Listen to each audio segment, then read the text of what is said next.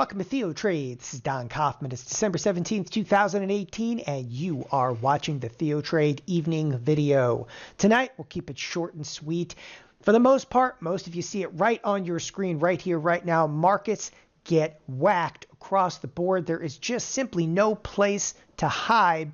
What you happen to be looking at on your screen front and center right here, well, that's none other than the S&P 500 sector indices themselves. When I tell you there's nowhere to hide, all right, that sector, that looks like it's outperforming the rest of them. Yeah, that happens to be financials. What kind of a trading session are we having when financials are outperforming, okay, the rest of the marketplace? That's not good. Again, financials have already been whacked back considerably lately. Real estate, though, taking the brunt of the hit today.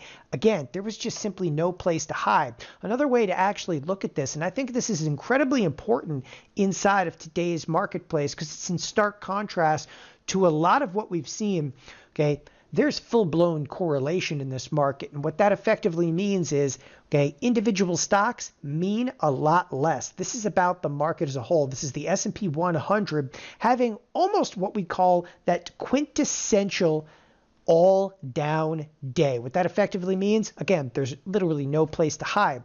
But on a brighter note, okay, and I think that this is really, really important. On this bright note, when you get markets that are heavily correlated, that's when we can get, okay, turnarounds. That's when we can get kind of wild bounces back to the upside.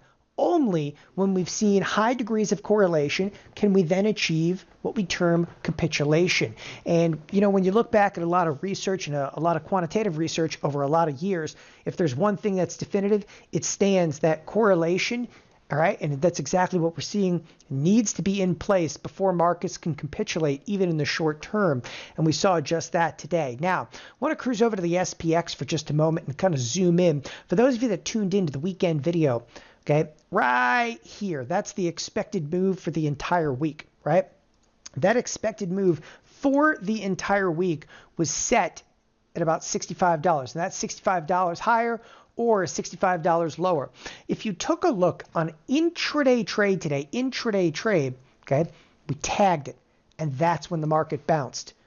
And that's one thing, again, it's absolutely uncanny that in the middle of what looked like this hideous sell-side activity, this thing is going just to get crushed today, we bounced. What did we bounce off of? We actually bounced off of the edge of the SPX expected move. So again, that is, again, signs of a rather efficient marketplace. Now, there's another a little bit more worrisome idea, though, that I'm going to throw into the works over here. So this is a $65 expected move. Now, where am I coming up with the $65 expected move?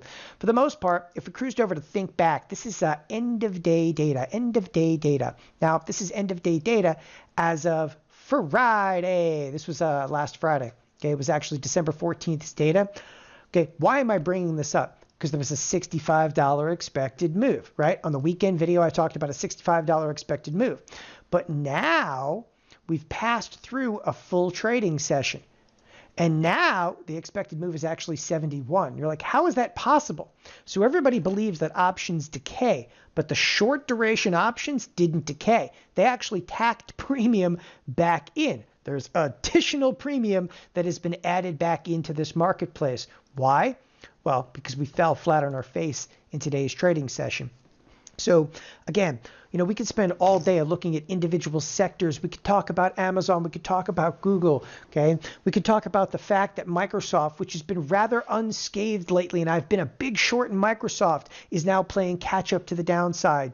But none of it matters, because the only thing that matters moving forward is how you, as a trader, are going to strategize around this. And I'm going to be very blunt with this. Again, we are now officially out and under the volatility box. Let's actually cruise over to the spiders for a second. I've been talking about the volatility box now for weeks, okay, better known as the Hurt Locker, but we are bouncing and have been bouncing since this October timeframe into, again, what we term this volatility box. We broke it today.